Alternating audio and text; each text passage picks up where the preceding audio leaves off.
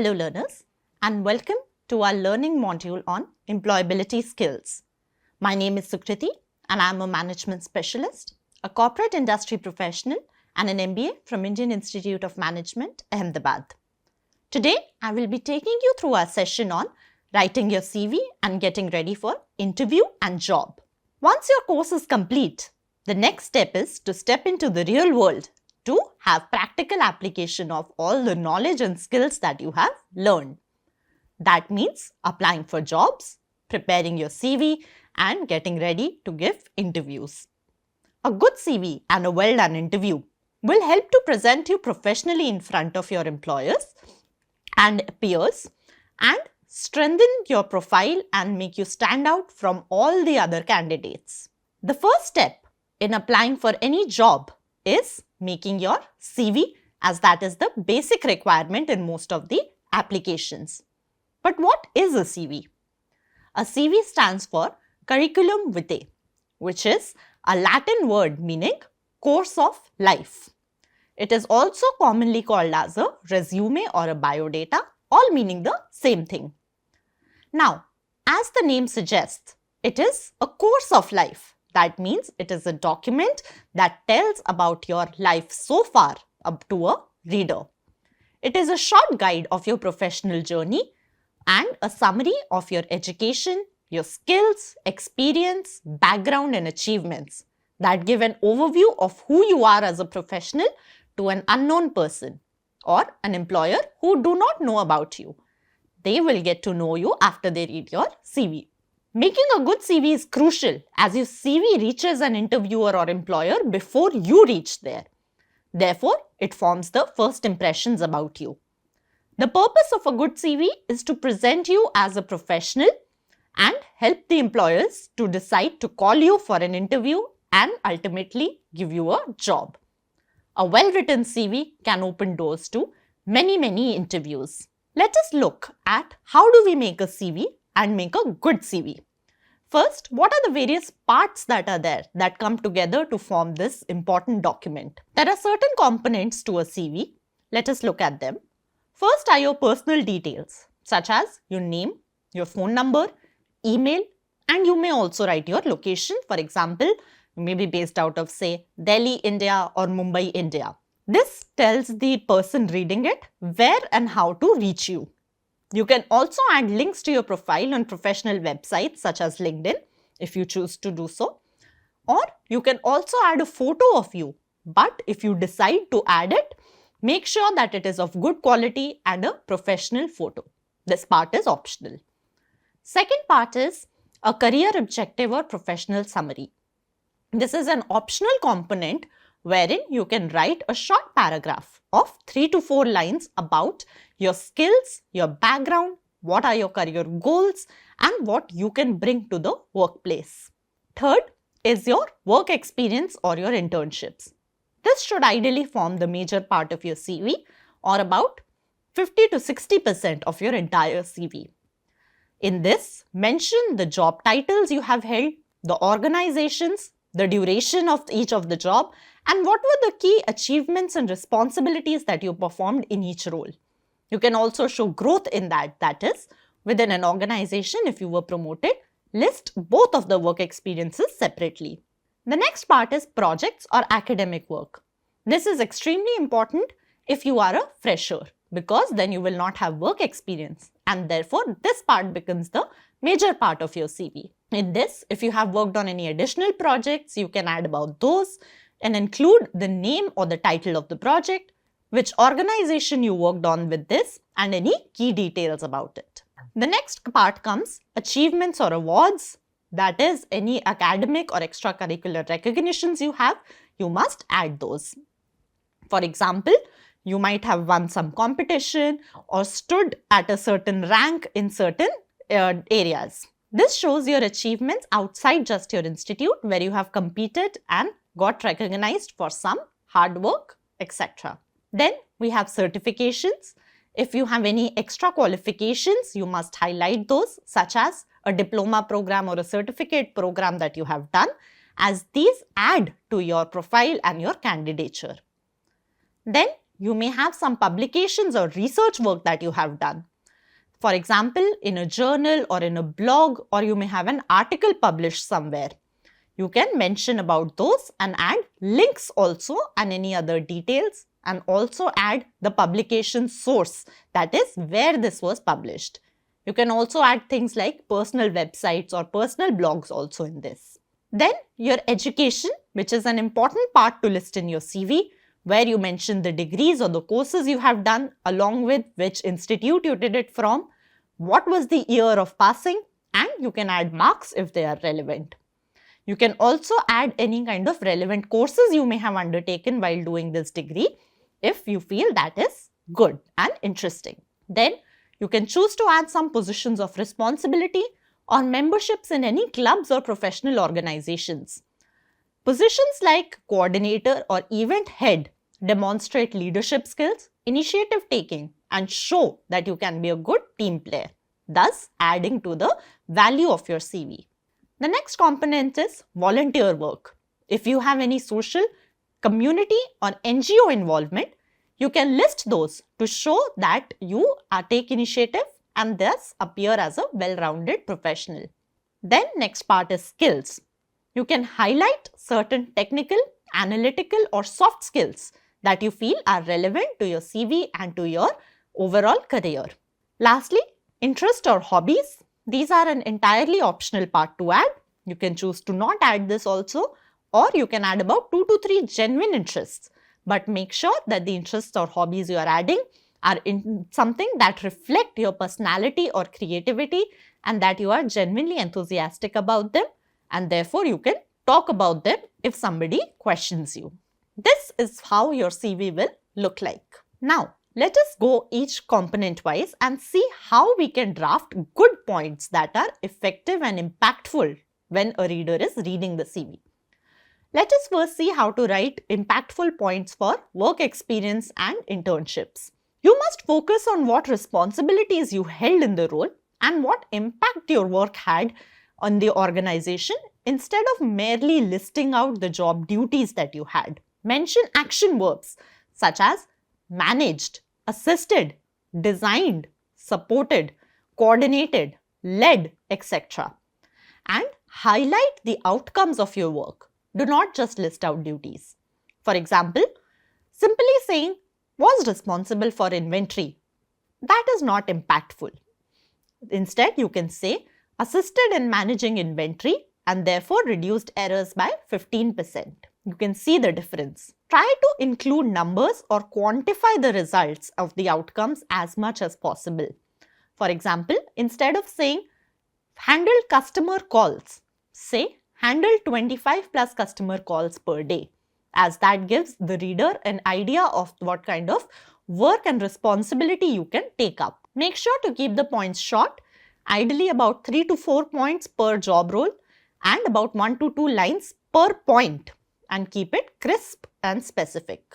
Next part is projects, academic work and coursework. Clearly mention what was the project title, what was the objective and what was your contribution to it. You must showcase the skills that you have learned or tools you may have used in performing the coursework. For example, you may have used Excel, Google Sheets or some other kind of research tool. If it was a group project, you can also add skills like leadership, teamwork, coordination, etc. because that is something that you have picked from the project. Focus on the learning outcomes, that is what the project helped you to develop, instead of merely describing what the project was. Next part is certifications. Make sure to include relevant and recent certifications that add to your profile, therefore making your qualifications for the role appear better. Mention the certifying organization, the course that you did, the title of it, completion year, and any other details. If it was online, specify what online platform you learned it from. Mention any skills that you gained via the certification program. For example, you can say completed advanced Excel course and learned pivot tables, dashboards and data visualization. Next part is writing about achievements, awards and recognitions that you may have gotten. Make sure to write in a reverse chronology. That is, put the most recent recognition on top, as that is the most relevant to your career. Do not make vague statements like saying, got many prizes in school or in college. That is very general. Try to be specific and mention results in a manner that is measurable and quantifiable. For example, say, secured first position in college debate competition out of 1,000 plus candidates. That immediately makes you stand out as someone who is very skilled in the area.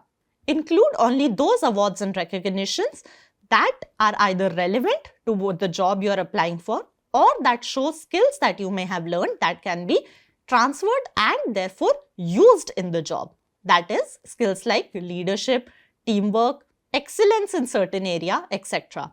Avoid cluttering your CV with unnecessary awards and recognitions that may not be relevant to the role you're applying for or that you may have received very long time ago. Next is publication and research work. List what was the published work, the paper or article or the blog. Especially make sure to highlight it if it is relevant to your field. Include the title, the publication name, and the date when it was published. You can also add links if this publication was digital, for example, an online journal or a blog. You can also add details like ISSN if these are relevant. Make sure to emphasize your contribution in the research by using words such as researched, analyzed, edited, etc. For example, co-authored research paper on sustainable packaging trends. This shows that what was your exact role in this. You can also add more details if you think this is very relevant. For example, co-authored the research paper by using tools such as MS Excel, Power BI, etc. Next part is positions of responsibility and memberships in any professional clubs or organizations. You can mention any college clubs, committees or events where you played an active role.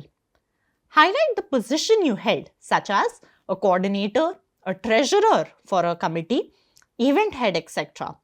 Focus on the leadership skills, the teamwork or the organizational skills that you may have learned in practicing these roles. For example, coordinated events for 20-member team and managed logistics. Next part is volunteer work. If you have any social or committee initiatives that you have participated in, you can mention those as these showcase empathy and teamwork skills. When you are mentioning this, add the organization or the NGO's name, what was the cause you supported and what was your contribution to the cause. The next very important and an essential part is listing your education, as this showcases your basic academic qualifications and specialization for the role. List your qualifications and educational achievements in a reverse chronology. That means the latest or the most relevant degree first. Make sure you include the degree or the course name, the institute from where you graduated, the year of completion, and you may also add your marks if they are relevant. Next part is skills. You can highlight a mix of your technical skills, analytical skills, and interpersonal or soft skills that you have achieved. You can also divide them into categories like this, that is technical or soft skills or analytical skills. Make sure you only list the keywords in this. If someone is reading your CV and is interested, they will ask you for more details. But make sure you know these skills in detail. For example, if you say that your skill is using MS Excel, you may get a question like, tell me a time when you used Excel to analyze big amounts of data. Or if you are listing a skill such as teamwork, you may get asked, tell me a time where you had to manage a big team. Then interest or hobbies. As we discussed, this is an optional part, but listing these helps the reader to see your personality beyond just academics and work. Keep it genuine, short and positive. Examples like reading, photography, travel, music, etc. We discussed an optional component of CV as professional summary. If you are choosing to add a summary in your CV, make sure to use specific action words such as skilled in, experienced at, passionate about, etc. Do not make generic statements. Align your summary with the role or the industry that you are applying for using that CV. This is the part of your CV that you can change basis every industry that you are applying for. Keep the tone confident, clear and formal, and place this summary at the top of the page for quick and easy readability, and keep it very concise and sharp.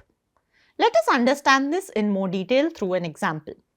This is a professional summary for a recent health sciences graduate. Let us see this. Motivated and deal-oriented health sciences graduate with background in patient care, public health practice and medical terminology. Skilled in communication, teamwork and outreach programs. Passionate about improving community health and patient outcomes.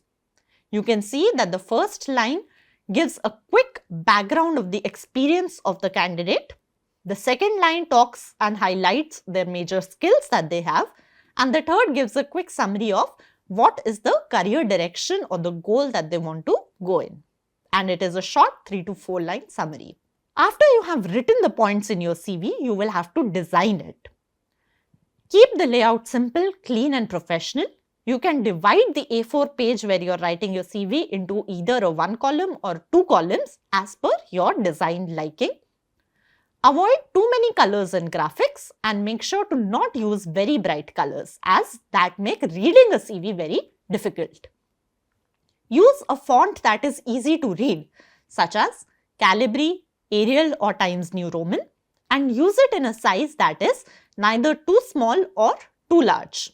Ideally, about 14 to 16 font size for headings and 11 to 12 for the rest of text is considered easy to read. Maintain consistent alignment and spacing throughout the CV.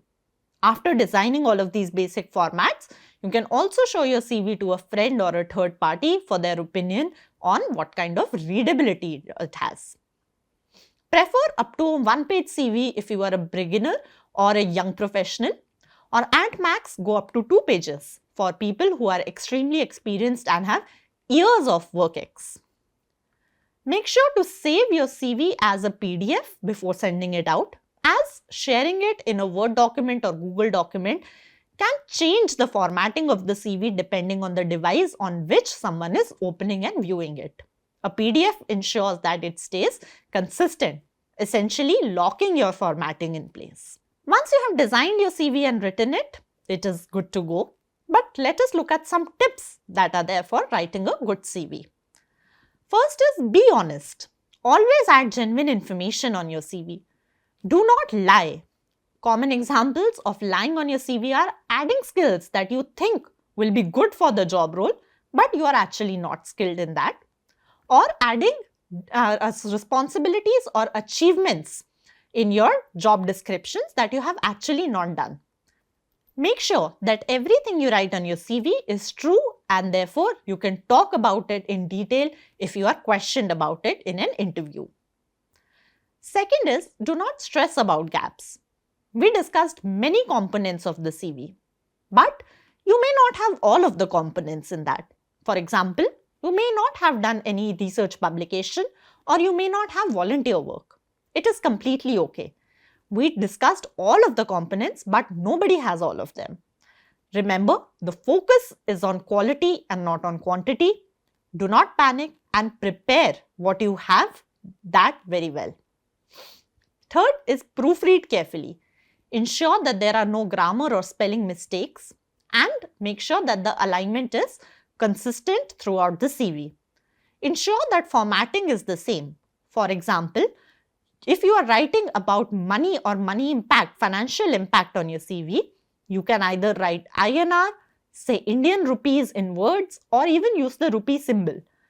Whichever one you choose to use, make sure that it is same throughout the CV and you do not use one at one place and other at other place. Show growth. Include internships, coursework or certifications that show that you have been continuously learning and upskilling yourself as a professional. Maintain professional tone and quality. Do not write in slangs. Write in professional words and sentences. If you are providing a photo in your personal details, ensure that it is not pixelated. Make sure it is not in casual clothes but in proper professional attire and with a clean background. Avoid jargon and avoid unnecessary technical terms that a reader of your CV may not be aware of. Use bullet points to write concisely and crisply. Remember, for you it is one CV, but an employer will be reading hundreds of CVs per day and therefore will only spend a few minutes glancing at your CV. Thus, readability should be easy so they do not have to struggle. Once your CV is done, you apply for the job and you're selected. The next step is going to be having an interview, which is the time to meet people from the organization. This step is important as it is the first point of an in-person and human interaction and a crucial opportunity to make a strong impression through your communication, confidence, and professionalism. An interview may be conducted in 3 modes: in person, over a phone, or through a video, but the basic structure and etiquette remains the same. What happens in an interview? Let us go through the structure of an interview. First is the introductions. That is where the greetings will happen. You, as the interviewee, will offer a quick introduction of yourself. The interviewer may also provide an introduction such as their name, their designation, and the purpose of interview. There may be more than one interviewers, called as a panel interview, or more than one interviewees, called as a group interview. The question answer round will follow, which is the main part of the interview, where the interviewer will ask questions to understand your skills, experience, and judge your suitability for the role. They may also ask follow-up questions or additional questions based on your previous answers.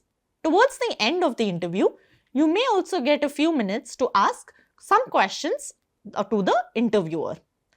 Make sure you only ask about 1 to 2 questions, and this is a good time to show that you have researched the organization that you are interviewing for. Some good questions could be, what is the thing that you value the most in this role? Or, what does a typical day in this role look like? Lastly is the closing step, which is the conclusion where you do a brief thank you and make sure that you have information for the next steps. Let us look at the different types of questions that can be asked in an interview and how should we go about answering them. The first type are HR questions or human resource questions. These are designed to get to know you and assess your personality, motivation, and communication skills. Some common HR questions are, tell me about yourself. In this, start with your education, talk about your experience, some strengths, and what you are looking for. Keep it only about 1 to 2 minutes. Do not ramble on and on. Another common question is, why should we hire you? To answer this, match what are the skills that you have with the job requirements to show that you are enthusiastic and the right fit. Another common question is, tell me about some of your strengths and weaknesses. Be prepared with about 3 strengths and 3 weaknesses to talk about. Ensure that if you're talking about any strength, you have some examples from your past experience that you can use to show that you actually have the strength. As per weaknesses, make sure that you are honest, but you show a willingness to improve in the weak areas.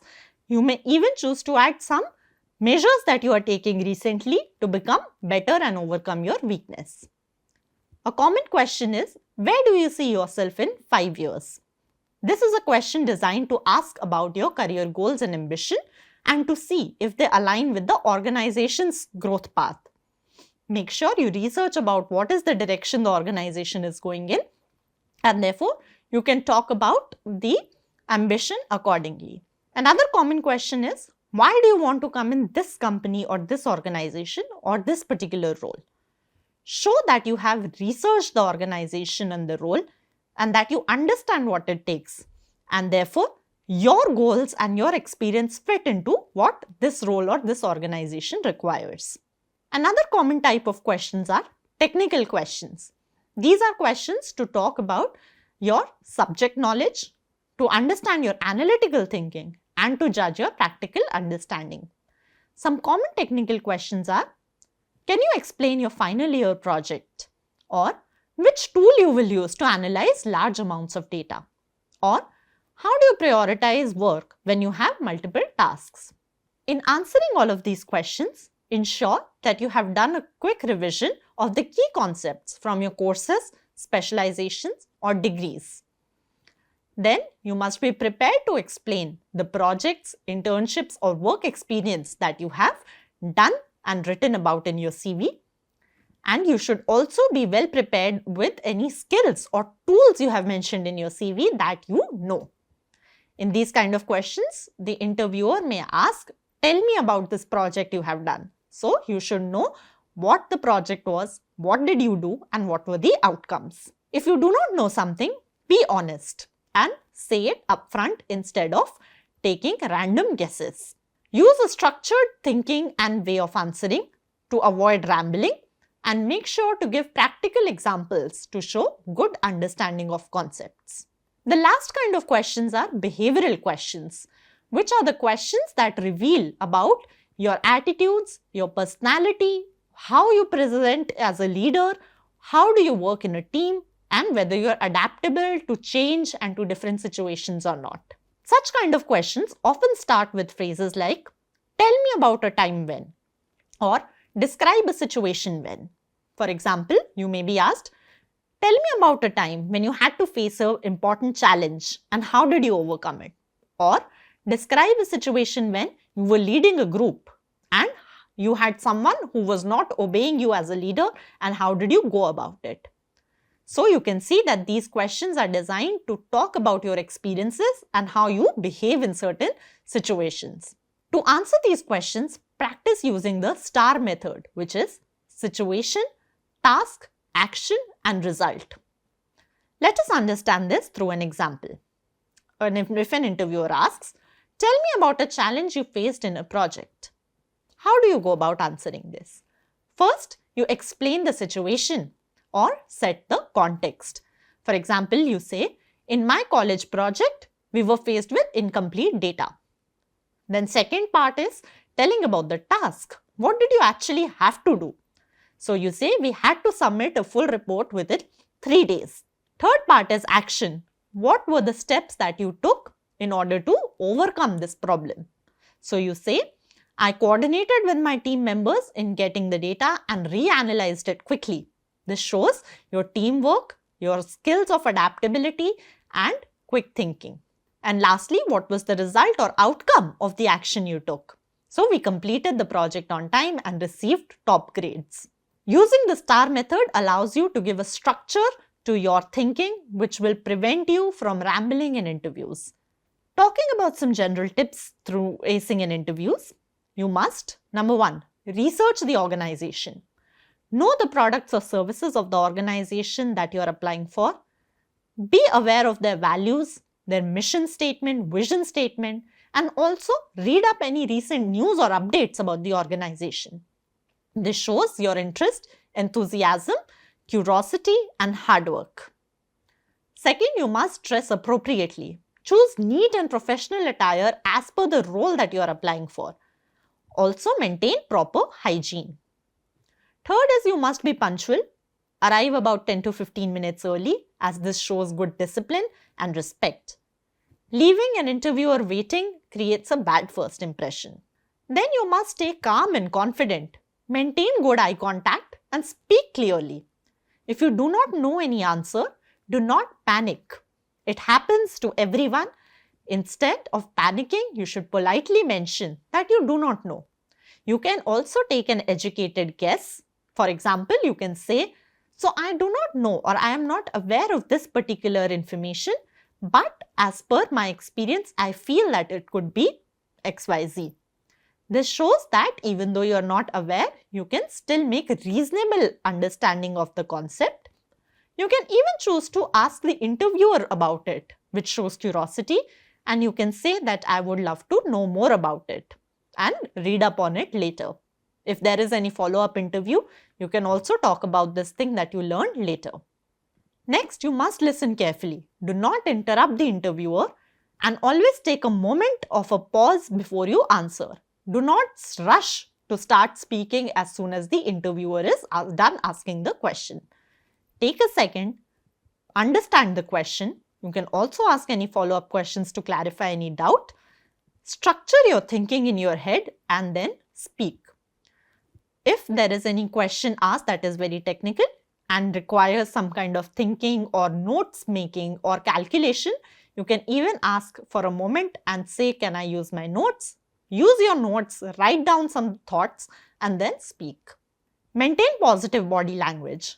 Sit upright, do not fidget or move around too much, and do not show any kind of disrespect. Make sure you look attentive and engaged. And lastly, you must follow up. Send a small thank you note or an email to the interviewer and appreciate the opportunity. You can also ask for any follow-up actions that you need to take in this note. In conclusion, you must know that preparing a CV and honing interview skills just marks the beginning of your professional journey. And each step, like applying to a new job, interviewing, learning, makes you grow stronger in confidence and clarity. Remember that each interview is a chance to learn, to improve, and to get closer and closer to your career goals. Interviewing well is a skill that gets better with practice. Therefore, keep refining your communication and presentation skills, keep taking feedback and getting better. Thank you.